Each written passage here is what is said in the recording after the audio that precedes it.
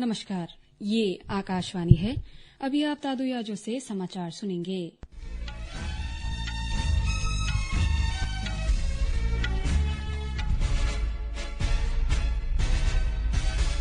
पहले मुख्य समाचार। लोकसभा चुनाव के पहले चरण के प्रचार का आज अंतिम दिन है।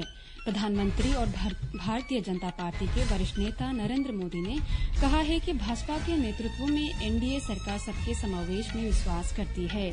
राष्ट्रपति द्रौपदी मुर्मू, उपराष्ट्रपति जगदीप धनखड़ और प्रधानमंत्री नरेंद्र मोदी ने रामनवमी के अवसर पर लोगों को शुभकामनाएं दी है। अमेरिका ने कहा है कि राष्ट्रपति जो बाइडेन ईरान के मिसाइल और ड्रोन कार्यक्रम पर नए प्रतिबंध लगाने के लिए तैयार है। आज अहमदाबाद के नरेंद्र मोदी क्रिकेट स्टेडियम में गुजरात टाइटंस का सामना दिल्ली कैपिटल से होगा। अब समाचार विस्तार से। लोकसभा चुनाव के पहले चरण के प्रचार का आज अंतिम दिन है। प्रचार आज शाम 5 बजे समाप्त हो जाएगा। सभी राजनीतिक दलों के नेता मतदाताओं को लुभाने की जी तोड़ कोशिश में लगे हैं। 17 राज्यों और 4 केंद्र शासित प्रदेशों के 102 निर्वाचन क्षेत्र में शुक्रवार को वोट डाले जाएंगे। इनमें तमिलनाडु 39, राजस्थान की 12, उत्तर प्रदेश की 8, मध्य प्रदेश की 6, उत्तराखंड, असम और महाराष्ट्र के 5-5, बिहार की 4, पश्चिम बंगाल की 3, अरुणाचल प्रदेश, मणिपुर, मेघालय की 2-2 तथा छत्तीसगढ़, मिजोरम, नागालैंड, सिक्किम, त्रिपुरा, अंडमान निकोबार, जम्मू कश्मीर, लक्षद्वीप और पुदुचेरी की एक सीट के लिए इस चरण में मतदान होगा। इसके साथ शुक्रवार को ही एक ही चरण में अरुणाचल प्रदेश और सिक्किम में विधानसभा चुनाव के लिए मतदान होगा। प्रधानमंत्री और भारतीय जनता पार्टी के वरिष्ठ नेता नरेंद्र मोदी ने कहा है कि भाजपा के नेतृत्व में एनडीए सरकार सबके समावेश में विश्वास करती है। उन्होंने कहा कि बिना किसी भेदभाव के प्रत्येक व्यक्ति को सभी सरकारी योजनाओं का लाभ मिलता है। असम के नालबाड़ी में जनसभा में श्री मोदी ने गरीबों और जरूरतमंदों के लिए मुफ्त राशन का प्रावधान जारी रखने सहित अगले 5 वर्ष में 3 करोड़ नए मकान बनाने का वायदा किया। प्रधानमंत्री ने कहा कि भाजपा के संकल्प पत्र में 70 वर्ष से अधिक उम्र के सभी बुजुर्गों को आयुष्मान भारत योजना के दायरे में लाने का वायदा किया गया है। इस योजना के तहत गरीब या अमीर पारिवारिक पृष्ठभूमि के बावजूद 5 लाख रुपए तक का स्वास्थ्य बीमा उपलब्ध कराया जाएगा।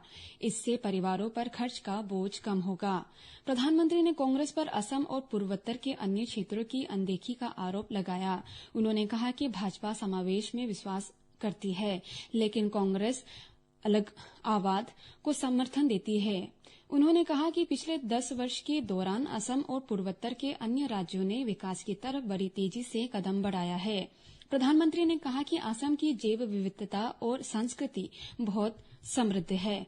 उन्होंने इसे वैश्विक मंच पर ले जाने का वायदा किया। उन्होंने कहा कि राज्य को सेमीकंडक्टर निर्माण का केंद्र बनाया जाएगा। श्री मोदी ने कहा कि भाजपा सरकार ने तुरंत 3 तलाक की कुप्रथा को समाप्त किया।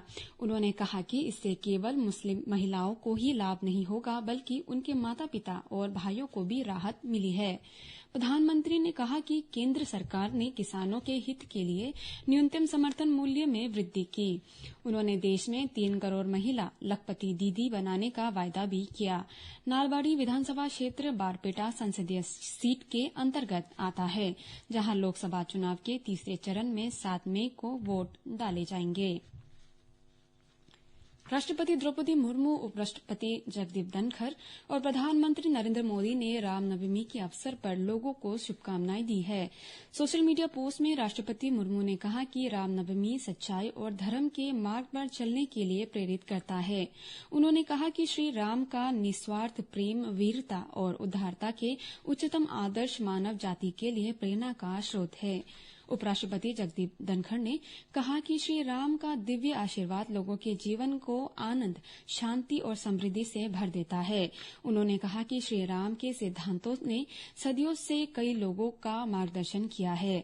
श्री धनखड़ ने लोगों से श्री राम के दिखाए गए मार्ग पर फिर से समर्पित होने और उनके आदर्शों का पालन करके एक समृद्ध और मजबूत राष्ट्र के निर्माण के लिए दृढ़ता से काम करने का आग्रह किया। प्रधानमंत्री मोदी ने कहा कि 5 शताब्दियों के इंतजार के बाद इस रामनवमी को अयोध्या में मनाना सौभाग्य की बात है। श्री मोदी ने आशा व्यक्त की कि श्री राम का जीवन और आदर्श विकसित भारत के निर्माण का मजबूत आधार बनेंगे। उन्होंने कहा कि प्रभु का आशीर्वाद आत्मनिर्भर भारत के संकल्प को नई ऊर्जा प्रदान करेगा। मौसम विभाग ने अगले 4 दिनों तक देश के विभिन्न स्थानों पर गर्मी की संभावना व्यक्त की है। विभाग ने कहा है कि गोवा, महाराष्ट्र और गुजरात में आज लू की स्थिति बनी रहेगी। पूर्वी तट के साथ आंध्र प्रदेश, तेलंगाना और पुदुचेरी में कल तक, जबकि ओडिशा और पश्चिम बंगाल में शुक्रवार तक मौसम गर्म रहेगा। विभाग ने कहा है कि कर्नाटक और केरल में आज, गुजरात में कल तक, तमिलनाडु, पश्चिम बंगाल, पुदुचेरी और आंध्र प्रदेश में अगले 4 दिन तक मौसम गर्म और आर्द्र बना रहेगा। इस बीच विभाग ने पूर्वोत्तर और पश्चिम बंगाल में इस महीने की 21 तारीख तक हल्की सी मध्यम वर्षा, बर्फबारी और बिजली गिरने का अनुमान व्यक्त किया है। पश्चिम भारत में गोवा, महाराष्ट्र और गुजरात में अगले 2 दिन तक हल्की वर्षा हो सकती है। देश के मध्य पूर्वी और दक्षिण भागों में अगले 2 दिनों में तापमान 2 से 4 डिग्री और महाराष्ट्र में अगले 3 दिनों में 2 से 3 डिग्री बढ़ने की संभावना व्यक्त की गई है। देश के शेष हिस्सों में अधिकतम तापमान में कोई खास बदलाव की उम्मीद नहीं है। म्यांमार में केंद्र नेता ऑंग सान सू की को जेल में निकालकर घर में नजरबंद किया गया है। सैन्य सरकार ने बताया कि लू के कारण स्वास्थ्य पर विपरीत असर को देखते हुए यह फैसला किया गया है। इससे पहले म्यांमार में अत्यधिक गर्मी के कारण पूर्व राष्ट्रपति मिंट को भी जेल से निकालकर घर में नजरबंद किया गया था। सैन्य प्रवक्ता ने कल संवाददाताओं को बताया कि 78 वर्षीय सूकी और 72 वर्षीय विन मिंट को लू से बचाने के लिए जेल से निकालकर घर पर ही नजरबंद किया गया है। सूकी की 27 वर्ष और विन मिंट 8 वर्ष की कैद काट रहे हैं। अमेरिका ने कहा है कि राष्ट्रपति जो बाइडेन ईरान के मिसाइल और ड्रोन कार्यक्रम पर नए प्रतिबंध लगाने के लिए तैयार है।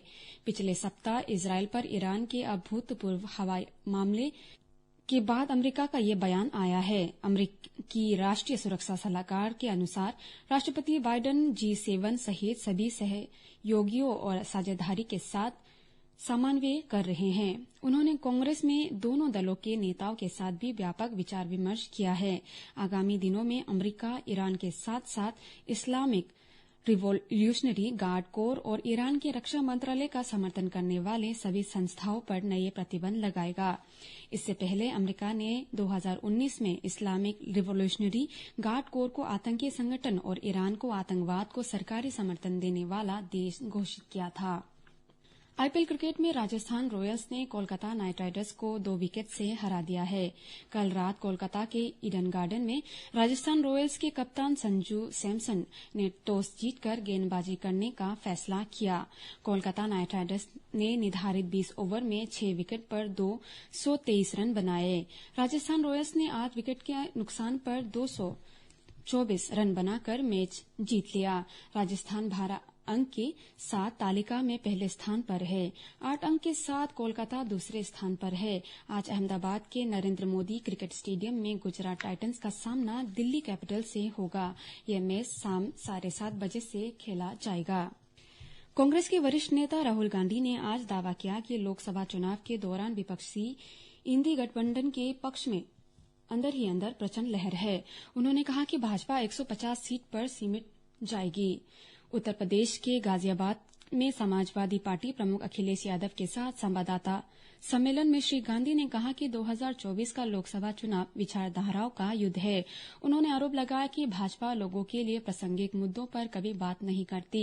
इलेक्टोरल बॉन्ड स्कीम के बारे में भी श्री गांधी ने आरोप लगाया कि वो सबसे बड़ी उगाही योजना थी। उन्होंने कहा कि प्रधानमंत्री नरेंद्र मोदी ने दावा किया कि ये योजना चुनाव में धन के इस्तेमाल में पारदर्शिता के लिए लाई गई थी। श्री गांधी ने सवाल उठाया कि अगर ऐसा था तो सर्वोच्च न्यायालय ने इसे रद्द क्यों किया। श्री यादव ने दावा किया कि राज्य में गाजियाबाद से बदलाव की हवा शुरू होकर गाजीपुर तक जाएगी और लोकसभा चुनाव के परिणाम के बाद भाजपा को भव्य विदाई दी जाएगी।